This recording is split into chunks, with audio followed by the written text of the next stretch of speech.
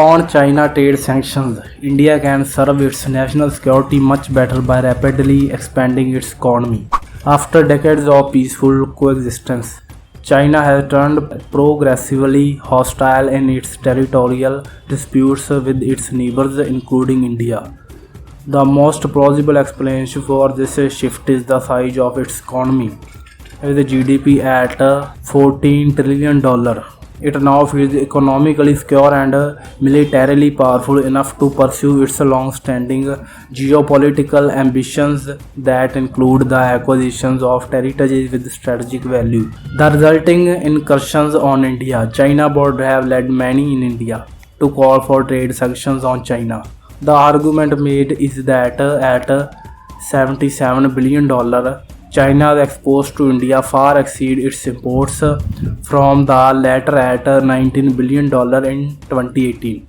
Therefore, trade sanctions by India can inflict far greater injury on China than the other way around. India's Commerce Ministry seems to read the situation through the same lens. Post Galwan Valley brawl, it has asked industry associations to identify non-essential imports from China for purposes of trade sanctions. To be sure, border hostilities potentially give India room to invoke the national security clause in the WTO rules. This would allow it to impose tariffs on imports from China while exempting other trading partners. But do these sanctions serve India's interest? Before addressing this question, it is worth asking a slightly different one. Would China have chosen its current path of hostility had India been a $10 trillion economy? In all likelihood, it would not have, rather than by animosity of neighbor that is its near equal in economic size as well as military might. It would have done everything to keep India on its good side and concentrated on realizing its other geopolitical ambitions. But with India's GDP still less than $3 trillion, China is more than 4 times its size. This difference also means that India is militarily a lot weaker, placing it at a disadvantage in a prolonged conflict. The sooner India bridges this gap, the better for its national security vis-a-vis China and other hostile neighbors. Return now to the trade sanctions question. In 2018, China's exports to India were only 3.1% of its total exports. In contrast, India's exports to China were 5.8% of its total exports. Chinese exports to India may be 4 times its exports from India in absolute terms, but once we take the difference in economic size into account, India's ability to inflict greater damage on China begins to look suspect. The argument against sanctions is reinforced by the fact that they would hurt not just China but India as well. Imports from China are 15% of India's total imports, and contrary to the common claim that China exports only finished goods to India in return for minerals and raw materials, its exports include significant volume of components and raw materials for a large number of critical industries. Any interruption of supplies of these raw materials and components will hurt output and employment in those industries. India's present circumstances further weaken the case for sanctions.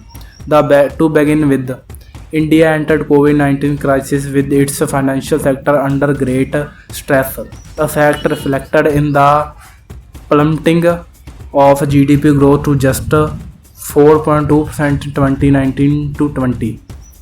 COVID-19 has added to this fragility by disrupting both demand and supply. Therefore, India's urgent economic problem is to rebuild the economy and return it to the 7.5% growth trajectory on which it had been traversing before the disruption in the financial sector derailed it. Under such circumstances, piling up yet more disruption on the real economy through trade sanctions is hardly a wise step.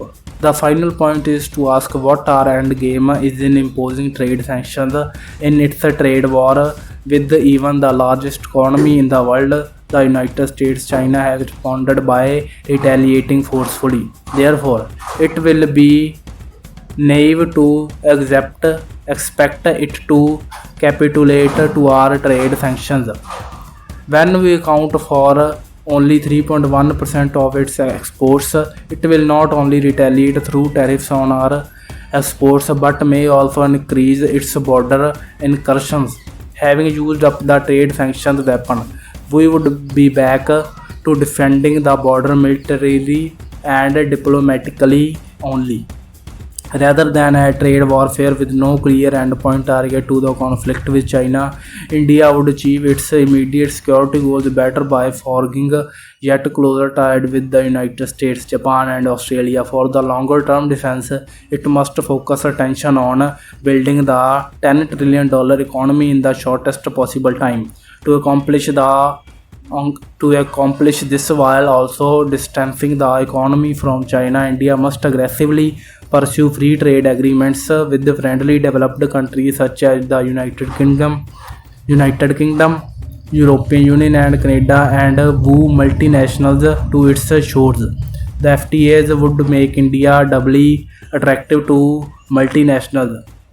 Ideally, we should also forge on FTA with the United States, yet I have resisted including in the list above. The reason is that I remain skeptical that India would agree to open its agricultural sector to the highly competitive US agricultural export to or accept WTO plus disciplines in areas such as labor, environment, and intellectual property, which are integral to the US FTA template. If India can overcome these hesitations, however, it will be icing on the cake.